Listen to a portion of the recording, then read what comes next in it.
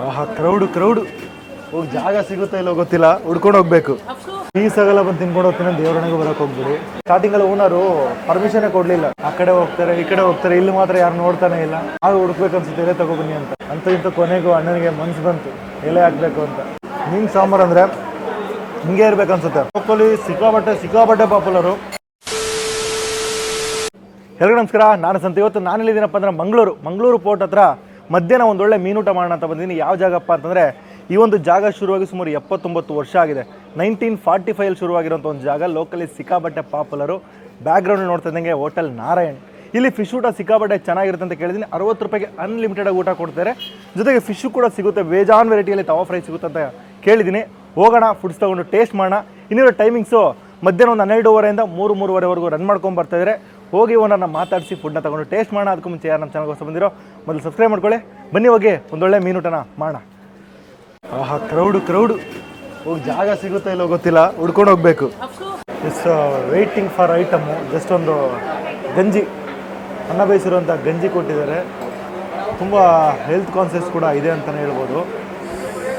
ಲೆಗಸಿರೋಂಥ hotel. ಈ hotel ಹೆಸರೇ ಸಿಕ್ಕಾಪಟ್ಟೆ ದೊಡ್ಡದು ಅಂತಲೇ ಹೇಳ್ಬೋದು. ಹೆಸರು ನಾರಾಯಣ ಅಂತಲೇ, ಬಟ್ ಬರುವಂಥ ಕ್ರೌಡ್ ಆ ರೇಂಜ್ಗಿದ್ದಾರೆ.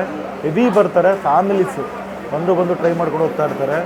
ಲಿಟ್ರಲಾಗಿ ಮದುವೆ ಮನೆಯಲ್ಲಿ ಅಥವಾ ಊರ ಹಬ್ಬದಲ್ಲಿ ಹಿಂದೆ ಚೇರಿಂದ ಕುತ್ಕೊಂಡು ಹೆಂಗೆ ಕಾಯ್ತೀವಲ್ಲ, ಹಂಗೆ ಕಾಯಬೇಕು. ಕಾದ್ರೇ ಸೀಟು, ಇಲ್ಲಾಂದರೆ ಸಿಗಲ್ಲ.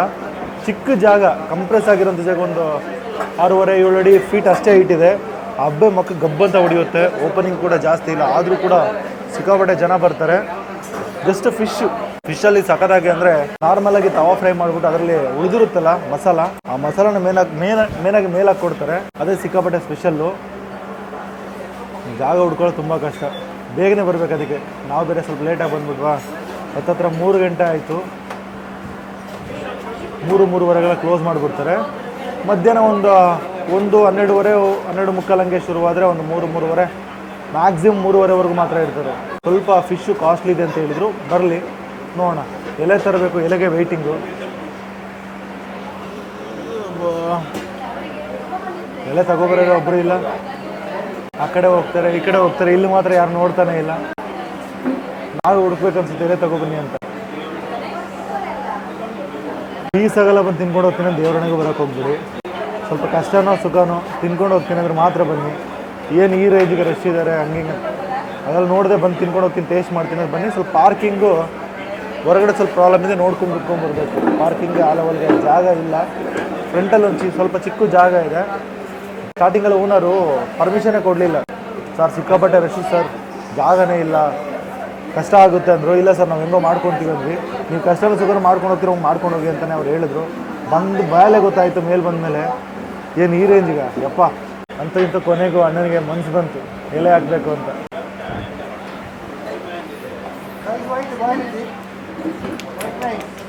ವೈಟ್ ರೈಸಾ? ಈ ನೀರಲ್ಲಂತೂ ತೊಳೆಯೋಕ್ಕಾಗಲ್ಲ, ಆಲ್ರೆಡಿ ತೊಳೆದಿಟ್ಕೊಂಡ್ಬಂದಿದ್ದಾರೆ.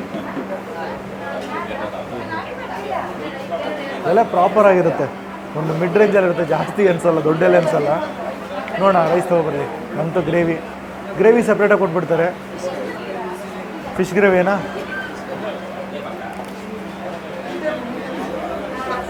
ಬರಲಿ, ರೈಸು ಬರ್ತಾ ಇದೆ. ಹೇಳಿದ್ನಲ್ಲ ಜಾಗದ ಬಗ್ಗೆ, ಸಫೋಕೇಟ್ ಆಗುವಂಥ ಜಾಗ, ಚಿಕ್ಕ ಜಾಗ. ಈ ಜಾಗದಲ್ಲಿ ನಿಜ ಒದ್ದಾಟ. ಓಪನ್ ಸ್ಪೇಸಲ್ಲಿ ಆರಾಮಾಗಿ ಕುತ್ಕೊಂಡು ಫಿಶ್ ಮೀಲ್ ಮಾಡೋದು ನೆಕ್ಸ್ಟ್ ಲೆವೆಲ್ ಇರುತ್ತೆ. ಬಟ್ ಈ ಥರ ಜಾಗದಲ್ಲಿ ತಿನ್ಬೇಕು. ಹಿಂದೆ ಬಂದು ಆಲ್ರೆಡಿ ನಿಂತ್ಕೊಂಡ್ಬಿಡ್ತಾರೆ, ತಿನ್ಬೇಕಷ್ಟೇ, ಬೇರೆ ವಿಧಿ ಇಲ್ಲ. ರೈಸ್ ತಗೊಬಂದರು, ಖಾಲಿ ಆಯಿತು, ವಾಪಸ್ ಹೋಗ್ತಾ ಇದ್ದಾರೆ. ವೆಯ್ಟ್ ಮಾಡಬೇಕಷ್ಟೇ. ಬಟ್ ಬೇಗನೆ ಸರ್ವ್ ಮಾಡ್ತಾರೆ, ವೆಯ್ಟ್ ಮಾಡಿಸಲ್ಲ. ಬಟ್ ಕ್ರೌಡ್ ಜಾಸ್ತಿ ಇದ್ದಾಗ ಪಾಪ ಅಲ್ಲೂ ನೋಡಬೇಕು, ಇಲ್ಲೂ ನೋಡಬೇಕು, ಒಂದು 3-4 ಜನ ಇರ್ತಾರೆ. ಬಂತು ರೈಸ್. ಓ, ನಾರ್ಮಲ್ ರೈಸಾ? ಬಾಯ್ಲ್ಡ್ ರೈಸ್ ಖಾಲಿನಾ? ಹಾಂ, ಓಕೆ. ಎಷ್ಟು ಮೀಲು ಎಷ್ಟು ಸಾಕು? ಎಷ್ಟು ಒಂದು ಮೀಲು? 60 ಸಾಕು. ಜಾಸ್ತಿನೇ ಹಾಕ್ಬಿಟ್ಟು ಕ್ವಾಂಟಿಟಿ. ನಾನು ಕಮ್ಮಿ ಬಾಯ್ಲ್ಡ್ ರೈಸ್ ಅಂದ್ಕೊಂಡೆ. 3 ಗಂಟೆ ಆಗೋಯ್ತಲ್ಲ, ಐಟಮೇ ಖಾಲಿ. ಇರಲಿ, ಈ ಮಂಗಳೂರು ರೀಸನಲ್ಲಿ ನಮ್ಮ ಬೆಂಗಳೂರು ಶೈಲಿ ರೈಸ್ ತಿನ್ನೋದು ಒಂಥರ ಖುಷಿ. ಒಂದಷ್ಟು ಕಡೆ ಕೇಳ್ತೀವಿ, ಸಿಗಲ್ಲ. ಎಲ್ಲ ಕಡೆ ಬಾಯ್ಲ್ಡ್ ರೈಸ್ ಇರುತ್ತೆ.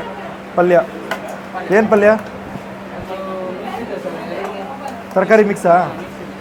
ಓಕೆ.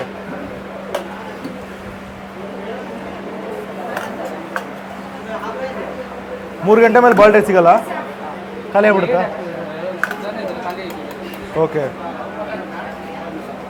ಬಿಡಿ, ಬಾಯ್ಲ್ಡ್ ರೈಸ್ ಸಿಕ್ಕಿಲ್ಲ ಅಂದರೂ ಬೇಜಾರಿಲ್ಲ. ಬಿಕಾಸ್ ಯಾಕಂದರೆ ಈ ರೀಸನಲ್ಲಿ ಆಲ್ಮೋಸ್ಟ್ ಶೂಟ್ ಮಾಡಿರೋರೆಲ್ಲ ಬಾಯ್ಲ್ಡ್ ರೈಸೇ, ನಾರ್ಮಲ್ ರೈಸ್ ತಿಂದಿದ್ದೇ ಇಲ್ಲ. ನಾರ್ಮಲ್ ಎಗ್ ರೈಸ್ ಅಂಗಡಿಗೆ ಹೋದ್ರು ಕೂಡ ಈ ಬಾಸುಮತಿ ರೈಸ್ ಹಾಕ್ಬಿಟ್ಟು ಮಾಡ್ತಾರೆ.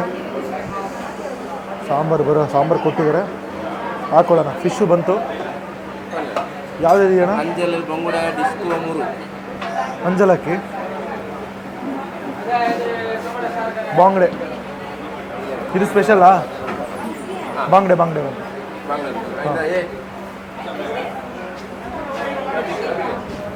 ಇಷ್ಟು ದೊಡ್ಡ ಮೀನು, ಇದೇ ಸ್ಪೆಷಲ್ಲು. ಹೆವಿ ಅವರೇ ಹಾಕ್ಬಿಟ್ಟೋದ್ರು, ಟ್ರೈ ಮಾಡಿ ಸರ್ ನಿಜ ಚೆನ್ನಾಗಿರುತ್ತೆ ಅಂತ ಹೇಳಿದ್ರು. ಅಂಜಲ್ಲು ಮತ್ತು ಬಾಂಗ್ಡೆ ಎರಡು ತೊಗೊಂಡಿದ್ವಿ. ರೈಸ್ ನಾರ್ಮಲ್ ವೈಟ್ ರೈಸು, ಈ ಕಡೆ ಪಲ್ಯ ಕೊಟ್ಟಿದ್ದಾರೆ, ಉಪ್ಪಿನಕಾಯಿ, ಫಿಶ್ ಸಾಂಬಾರು. ಫಸ್ಟ್ ನಾವು ರೈಸ್ನ ಟ್ರೈ ಮಾಡಿ ಆಮೇಲೆ ಫಿಶ್ ಬರೋಣ. ಚಿಕ್ಕ ಗ್ರೇವಿ ಸ್ವಲ್ಪ ಹಾಕ್ಕೊಂಡು ನಾರ್ಮಲ್ ವೈಟ್ ರೈಸಲ್ಲಿ ಮಿಕ್ಸ್ ಮಾಡಿಕೊಂಡು ತಿಂದರೆ ಆ ಗ್ರೇವಿ ತಿಕ್ನೆಸ್ ನೋಡಿ ಗೊತ್ತಾಗುತ್ತೆ. ರೈಸ್ ಕಂಡ್ಕೊಂಡಿದ್ದೆ, ಬಾಯ್ಲ್ಡ್ ರೈಸ್ ಆಗಿದ್ದು ಆ ರೇಂಜ್ ಅಂದ್ಕೋತಿರ್ಲಿಲ್ಲ, ಬಟ್ ವೈಟ್ ರೈಸ್ ಅಲ್ಲ ಕಂಡ್ಕೊಂಡ್ಬಿಡುತ್ತೆ. ತಿನ್ನೋಣ.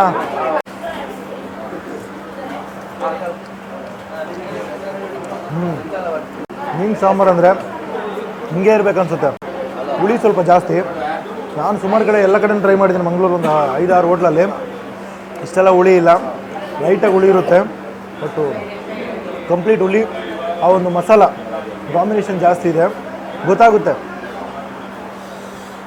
ಸ್ವಲ್ಪ ಖಾರ ಇದೆ, ಲೈಟಾಗಿ ಆ ಖಾರ ಬಿಟ್ಕೊಳ್ಳುತ್ತಲ್ಲ ತಿಂತ ಲೈಟಾಗಿ ಖಾರ ಗೊತ್ತಾಗುತ್ತೆ. ಹಿಂಗೆ ಇರಬೇಕು ಗುರು ಮೀನು ಸಾಂಬಾರು ಅಂದರೆ, ಹಿಂಗಿದ್ರೇ ಮಜಾ. ರೈಸ್ ಹಾಕು. ನೆಕ್ಸ್ಟು ಅಂಜಲ್ ಬರೋಣ. ಇಷ್ಟು ನೋಡಿ, ಮೀಟು ಹೊತ್ತತ್ರ ಒಂದು ಕೈ ಅಷ್ಟು ವೆಯ್ಟ್ ಇದೆ, ಸಿಕ್ಕಾಪಟ್ಟೆ ಬಿಸಿ. 300 ರೂಪಾಯಿ ಇದ್ರೆ ಕಾಸ್ಟು, ಹೊರ್ತಾ ಇಲ್ವಂತ ಇವಾಗ ಚೆಕ್ ಮಾಡಿದ್ರೆ ಗೊತ್ತಾಗುತ್ತೆ. ಓಹೋ ಬಿಸಿ ಬಿಸಿ ಬಿಸಿ ಬಿಸಿ ಬಿಸಿ ತಿನ್ನೋಣ.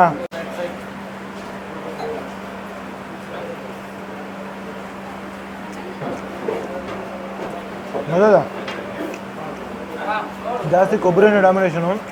ಆ ಮೇಲ್ಗಡೆ ಅದ್ರದ್ದು ಪುಡಿ ಇದೆಯಲ್ಲ, ಅದೇ ಹೆವಿ ಡೊಮೇಟ್ ಮಾಡುತ್ತೆ. ಲೈಟಾಗಿ ಸಾಲ್ಟಿಯಾಗಿ ಡಿಸ್ಟರ್ಬೆನ್ಸ್ ಇರುತ್ತೆ, ಅಡ್ಜಸ್ಟ್ ಮಾಡ್ಕೊಳ್ಳಿ, ಯಾಕಂದರೆ ಚಿಕ್ಕ ಜಾಗ.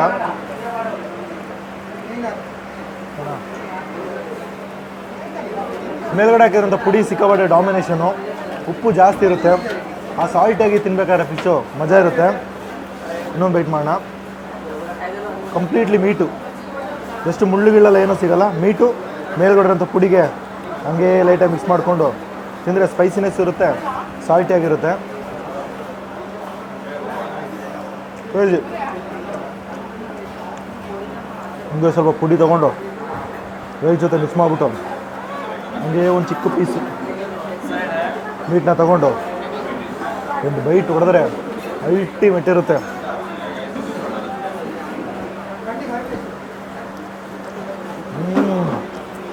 ಮಜಾ. ಈಗೇನು ಮಸಾಲೆ ಇದೆಯಲ್ಲ, ಮಸಾಲೆನ ಡಾಮಿನೇಟ್ ಮಾಡುತ್ತೆ. ಆ ಕೊಬ್ಬರಿ ಫ್ಲೇವರು ಎನ್ಹೆನ್ಸ್ ಆಗ್ತಾ ಹೋಗುತ್ತೆ, ತಿಂದಾದ್ಮೇಲೆ ಲೈಟಾಗಿ ಗೊತ್ತಾಗ್ತಾ ಹೋಗುತ್ತೆ. ಬೆಸ್ಟಿದೆ. ನೆಕ್ಸ್ಟು ಬಾಂಗ್ಡ, ಒಂದು ಮಿಡ್ ರೇಂಜಲ್ಲಿರುವಂಥ ಮೀನು, ಜಾಸ್ತಿ ದಪ್ಪನೂ ಇಲ್ಲ, ಒಂದು ಮಿಡ್ ರೇಂಜಲ್ಲಿರುವಂಥ ಮೀನು. ಇದರ ಕಾಸ್ಟ್ ಬಂದು 250 ರೂಪೀಸ್ ಏನೋ ಅಂತ ಹೇಳಿದ್ರು. ಹಂಗೆ ಸ್ವಲ್ಪ ಬ್ರೇಕ್ ಮಾಡಿಕೊಂಡು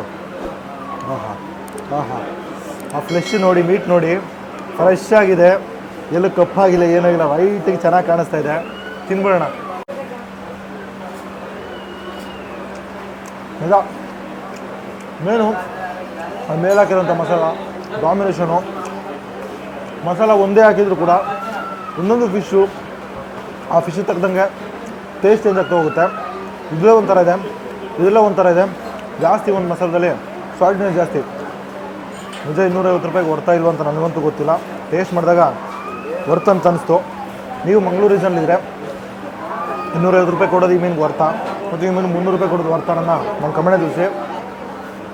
ಆಲ್ಮೋಸ್ಟ್ ನಾನು ಒಂದಷ್ಟು ಹೋಟ್ಲಿಗೆ ಹೋಗಿದ್ದೀನಿ, ಕಮ್ಮಿ ಕಾಸ್ಟು, ಒಂದು 50 ರೂಪಾಯಿಂದ 100-120 ರೂಪಾಯಿ ಒಳಗಡೆ ಬಂದುಬಿಡುತ್ತೆ. ಬಟ್ ಇಲ್ಲಿ ಸಿಕ್ಕಾಪಟ್ಟೆ ಜಾಸ್ತಿ ರೇಟು. ಇದು ರೇಟ್ ಜಾಸ್ತಿನ ಕಮ್ಮಿನ ಅಂತ ನನಗೆ ಕಮೆಂಟ್ ತಿಳಿಸಿ ಮರಿಬೇಡಿ. ಹಾಗೆ ಸ್ವಲ್ಪ ರೈಸ್ ಜೊತೆಗೆ ಟ್ರೈ ಮಾಡೋಣ. ಹೌದಾ? ಸೊ ಓಲಾಗಳಿದ್ರೆ ಇದೊಂದು 70-79 ವರ್ಷ ಹಳೆ ಹೋಟ್ಲು. ಲೋಕಲಿ ಸಿಕ್ಕಾಪಟ್ಟೆ ಪಾಪ್ಯುಲರು. ಜಾಸ್ತಿ ಜನ ಟೂರಿಸ್ಟ್ ಬರ್ತಾರಂತೆ ಒಂದು ಜಾಗಕ್ಕೆ. ಬಟ್ ಲೋಕಲಿಟ್ಸ್ ಕೂಡ ಬಂದು ತಿನ್ಕೊಂಡು ಹೋಗ್ತಾರೆ. ಬಿಕಾಸ್ ಜಸ್ಟ್ ಒಂದೇನಂದರೆ ಇವರು ಮೀನಲ್ಲಿ ಹಾಕುವಂಥ ಮಸಾಲೆಯಿಂದನೇ ಒಂದು ಅಟ್ರಾಕ್ಷನ್ ಇದೆ ಅಂತ ಹೇಳ್ಬೋದು. ನಿಜ ಬೆಸ್ಟ್ ಇದೆ. ಮಜ್ಜಿಗೆ ಕುಡಿದು ಮಸಾಲ ಮಜ್ಜಿಗೆ ಕಲರೇ ಗ್ರೀನ್ ಕಲರ್ ಇದೆ. ಆ ಮೆಣಸಿನ್ಕಾಯೆಲ್ಲ ನೀಟಾಗಿ ರುಬ್ಬಿಟ್ಟು ಹಾಕಿರ್ತಾರಲ್ಲ.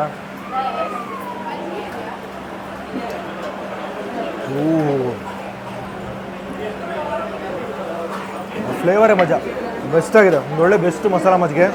ಇದಕ್ಕೂ ಕೂಡ ಪ್ರೈಸ್ ತಗೋತಾರೆ ಅನಿಸುತ್ತೆ, ಗೊತ್ತಿಲ್ಲ, ಕೇಳಿ ನೋಡಬೇಕು. ಸೋಲಗಳಿದ್ರೆ ಒಂದು ಬೆಸ್ಟ್ ಜಾಗ, ಒಂದು ಒಳ್ಳೆ ಮೀನೂಟ ಮಾಡಬೇಕು ಅಂತಂದರೆ ಇದಕ್ಕೆ ಮಸ್ಟ್ ವಿಸಿಟ್ ಸ್ಪಾಟ್ ಅಂತಲೇ ಹೇಳ್ತೀನಿ. ಇದರ ಎಕ್ಸಾಕ್ಟ್ ಲೊಕೇಶನು, ಇದರ ಟೈಮಿಂಗ್ಸು ಪ್ರತಿಯೊಂದು ಕೂಡ ನಾನು ಡಿಸ್ಕ್ರಿಪ್ಷನ್ ಕೊಡ್ತೀನಿ, ಚೆಕ್ ಮಾಡಿ. ನೀವೇನಾದರೂ ಮಂಗಳೂರು ಬಂದು ಈ ಒಂದು ಜಾಗಕ್ಕೆ ವಿಸಿಟ್ ಮಾಡಿದರೆ ನಿಮಗೆ ಹೆಂಗೆ ಅನ್ನಿಸ್ತು ಪರ್ಸನಲ್ ಆಗಿ ನನ್ನ ಕಮೆಂಟ್ ತಿಳಿಸಿ. ಸೊ ಇಲ್ಲಿಗೆ ನಾನು ವೀಡಿಯೋ ಮುಗಿಸ್ಕೊಳ್ತೀನಿ. ಮುಂದಿನ ಒಳ್ಳೆ ಸಿಗ್ತೀನಿ. ಅಲ್ಲಿವರೆಗೂ ಯಾರು ನಮ್ಮ ಚಾನಲ್ ಸಬ್ಸ್ಕ್ರೈಬ್ ಮಾಡ್ಕೊಳ್ಳಿ. ಬಾಯ್.